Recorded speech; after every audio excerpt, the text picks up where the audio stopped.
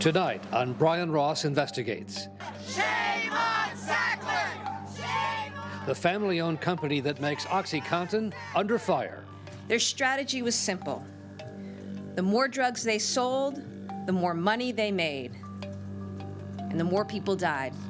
Now protests against the museums that have taken money from the Sackler family. We're here to call out the Sackler family, who've become synonymous with the opioid crisis. We're here to call out all the museums who allow the Sackler name to line their halls, tarnish their wings. A die-in at the Guggenheim in New York, led by famed photographer Nan Goldin, who says OxyContin almost killed her. It almost killed you? Oh my God. Yes, I was on massive doses and my whole life was OxyContin. Plus our shout-out, the reporter in Alabama who exposed an arcane law that allowed a county sheriff to cut back on food for his jail prisoners and keep the money for himself. And at the end of the day, if you make a profit, it's yours.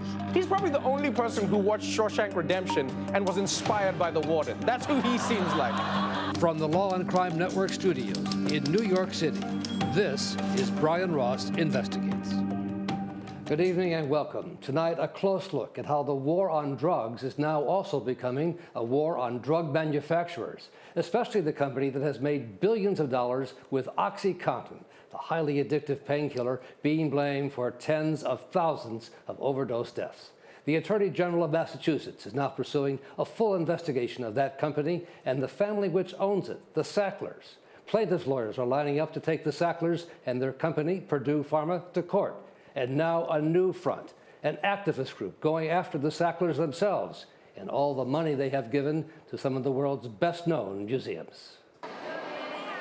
Saturday night at the Guggenheim Museum in New York City, tourists and art lovers taking advantage of the free admission hours, when suddenly a blizzard of white leaflets and banners denouncing the Sacklers.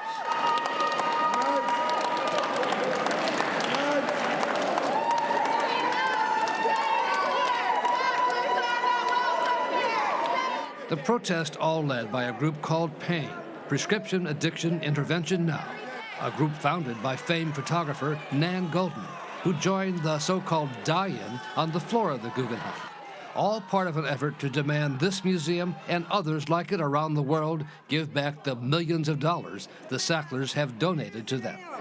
We demand that museums take down their name. Take down their name. Disassociate from them. Disassociate from them. Refuse money from them. Refuse money from them. It's good. It's really sexy and beautiful and really well coordinated. The Guggenheim didn't know it was coming? No, nobody busted us. Nobody spoke. We don't even use emails. We're really good at this now. Very guerrilla action, really? That's the word.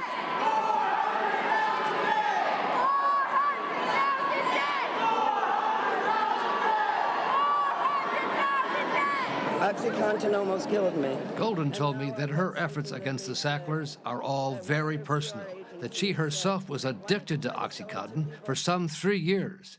The drug first prescribed for her, she says, after a wrist injury suffered in Germany. And I ended up locked in my apartment. It almost killed you? Oh my God. Yes, I was on massive doses and my whole life was OxyContin. For years, the Sackler family has been one of the great patrons of the arts around the world, even before their company began making OxyContin. There's a Sackler wing at the Louvre in Paris. At the Victoria and Albert Museum in London, there's the Sackler Courtyard and the Sackler Center. A Sackler Gallery in Washington, a Sackler Museum at Harvard. In New York, the Metropolitan Museum of Art's Temple of Dendur is housed in the Sackler wing. And down the street at the Guggenheim, there's the Sackler Center for Arts Education. Is it fair to ask the museums to give back the money? Sorry? Yeah, whether they'll do that is one thing, but they can take down the name. Meanwhile, they can disavow themselves. They can make a point that they're going to refuse future funding, not just do it silently, but speak out. The protest came as the investigation of the Sacklers and their company, Purdue Pharma, appears to be picking up speed. We found that Purdue misled doctors, patients, and the public about the real risks of their dangerous opioids, including OxyContin. The Attorney General of Massachusetts, Maura Healey, released her own blizzard of documents, the result of a lawsuit she brought last year against both the company and 8 members of the Sackler family who served on the Purdue Pharma board. Their strategy was simple. The more drugs they sold, the more money they made, and the more people died. We found that Purdue engaged in a multi-billion-dollar enterprise to mislead us about their drugs. Purdue pushed prescribers to give higher doses to keep patients on drugs for longer periods of time, without regard to the very real increased risk of addiction, overdose, and death. In a court filing, the Attorney General revealed the speech that Richard Sackler, then Senior Vice President for Sales, gave at the launch of OxyContin. The launch of OxyContin tablets will be followed by a blizzard of prescriptions that will bury the competition, he said. The prescription blizzard will be so deep, dense, and white. Nat Golden's group says it wanted to create its own blizzard of white leaflets in the protest at the Guggenheim. When you see all the documents released by the Attorney General, what does that tell you? It tells me that they attempted murder. It tells me that it's not just money. I mean, it's money to a point of sickness, so dark. The Attorney General also made public an internal email written by Richard Sackler when he was president of Purdue Pharma, urging company officials to shift the blame to the people addicted to OxyContin. We have to hammer on the abusers in every way possible. They are the culprits and the problem. They are reckless criminals. Shame on Sackler! Shame on Sackler! Shame on Sackler! Shame on Sackler! Shame on Sackler! Nan Golden says her group is emboldened by the documents being revealed by the Massachusetts Attorney General. It's been almost a year now since they began their protests, and so far, no museum has heeded their call to return the Sackler money. The biggest target being the Metropolitan Museum of Art in New York, where the group returned once again this week. We're here to call out the Sackler family who've become synonymous with the opioid crisis. We're here to call out all the museums who allow the Sackler name to line their halls, tarnish their wings, who honor the family who made billions off the bodies of hundreds of thousands. We came here a year ago. We're knocking on their door. They've done nothing. My son, Jeffrey, was prescribed OxyContin for a knee surgery in high school. He wanted to wrestle that season, and the doctors told him, you can do it if you take the pills every 4 hours. Take them before the pain starts. Take them on schedule. They caused me, believing what the doctor said, to be an accomplice to my son's death. When my son talked of his pain, I said, did you take your pill? I became an accomplice to my son's demise. That's not right. The Metropolitan Museum of Art says the Sacklers have been generous patrons for almost 50 years, but that the museum is currently engaged in a review of its gifting policies. We'll be back! A spokesperson for the Sackler family declined to comment on Nan Golden's protest or the allegations she made against the family. The company itself, Purdue Pharma, says the Attorney General's complaint is riddled with what they call demonstrably inaccurate allegations. As for the Guggenheim Museum, our request for someone to appear on our program tonight was also declined. We are now joined by Barry Meyer, who, as a reporter for the New York Times, has done much of the groundbreaking work on OxyContin and the role of Purdue Pharma and the Sackler family. He's the author of the book Painkillers, An Empire of Deceit and the Origins of America's Opioid Epidemic. Also joining us by Skype is Rob Reich, a professor of political science at Stanford University and director of the university's McCoy Center for Ethics in Society. Mr. Reich is also the author of Just Giving, Why Philanthropy is Failing Democracy and How It Can Do Better. Professor Reich, let me start with you and ask you, what do you make of Nan Golden's protest against the major museums that carry the Sackler name? It's a fantastic activist effort to get more people to pay attention to the long-standing and hardly novel activity of people who make a lot of money and then seek to enhance or sometimes cleanse their reputations by giving generously as philanthropists. And I think it's appropriate for Nan Goldin and all activists to force the Guggenheim Museum and any other place that's taken money from the Sacklers to make a public statement about why the museum or the nonprofit entity wishes to be an accomplice or to be complicit in the reputation laundering of the Sackler family. You'd call them an accomplice for taking the money and putting up the name. Certainly they're complicit in the kind of public-spirited generosity that the Sacklers wish to be known for, else they might not have wanted their name to be put on the side of all of the buildings and on the various halls that are the recipient of their philanthropic gifts. Now, of course, the Sacklers themselves have not been charged with the crime. The company did plead guilty to a felony count of misbranding, but the individuals of the Sackler family were not charged. Is it fair to label them in this way?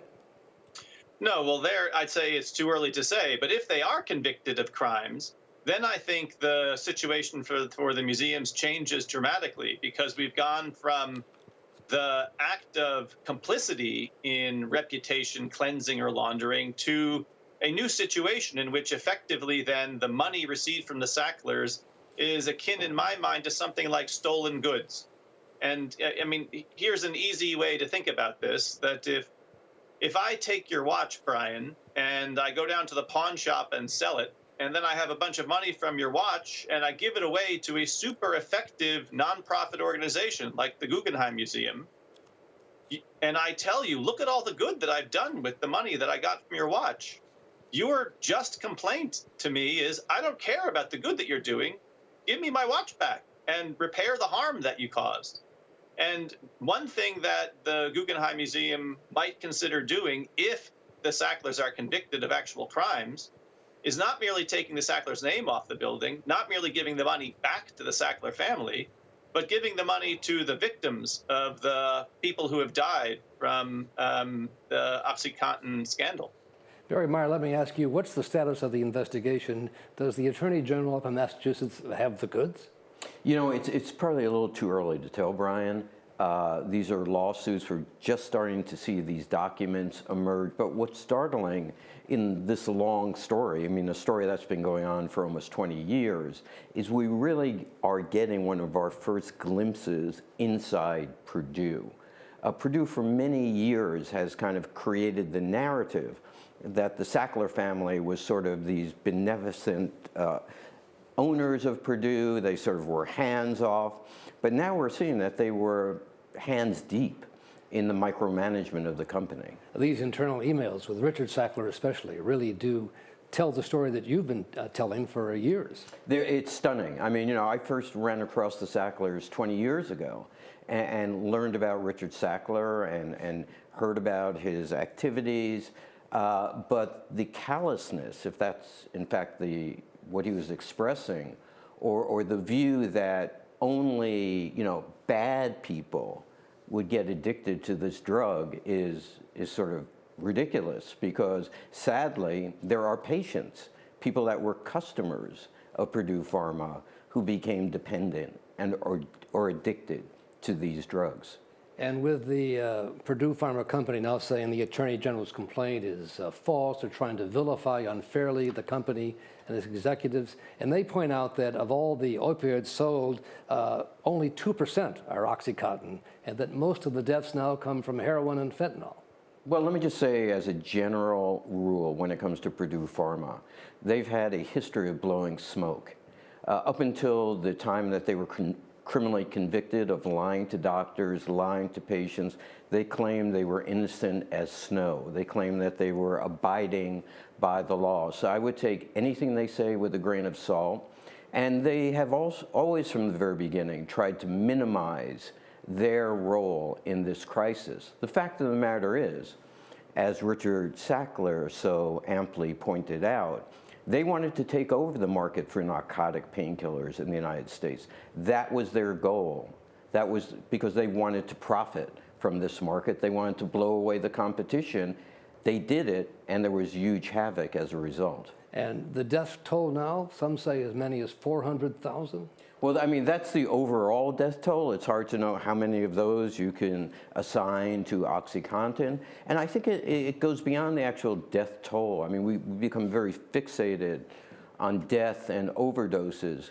But there are, thousands of patients in this country, probably tens of thousands of people whose lives have not been changed for the better from using OxyContin. They've been changed for the worse, because they've become physically, emotionally, and psychologically dependent on this drug. They've lost, their ability to live daily, and they would be far better off if they were given other types of pain treatments. Professor Reese, let me ask you, given all of that, and the museums certainly have to know that, why have they not heeded the calls to take the names down? Well, there's a tension that any leadership of a nonprofit organization has. All nonprofits need to raise money to carry out the missions. All the nonprofit leaders are invested, of course, in thinking that the mission that they're pursuing is a good one. And if they can raise money from people that haven't been convicted of crimes and that they can extend some social recognition to, well, that's common practice in any large nonprofit organization. Now, with all of these questions raised about the Sackler family, I think the leadership of the various museums and cultural institutions need to say something about why, in light of these allegations, they're willing to nevertheless accept the money. And I mean, to be fair to people who work in nonprofits, Stanford University, where I'm sitting, is one such example. One occasional attitude is that the problem with tainted money is that there just tain't enough of it. And what excuses the pursuit of the nonprofit's acceptance of the money is the goodness of the mission of the nonprofit, and that you can somehow separate out the means of making the money and then the good that's done once the philanthropic gift has been made. And as I said before, I think when an actual crime has taken place, that separation is no longer tenable. If I do really good things with stolen goods, that has nothing at all to do with the badness of my initial theft. In the case where a theft hasn't yet been shown or a crime hasn't yet been shown, as with the Sacklers, these are just accusations or allegations as I understand them, then I think the appropriate thing to say to the leadership of the museums is that in light of the allegations, what will happen if they are convicted? What will the museums do? And secondly, given that their names still adorn the buildings, are there any lines that a museum would draw in accepting money from people who are tarnished in the public eye? Professor Reese, thank you very much. Barry Meyer, thank you very much for being with us. Again, we asked both the Sackler family and its company, Purdue Pharma, to have someone on our program tonight, but they both declined to do so. Coming up, our shout-out for the reporter who broke the story about how an Alabama sheriff kept millions of dollars in government money that was supposed to buy food for the jail's inmates. And he says it was all legal. When we come back.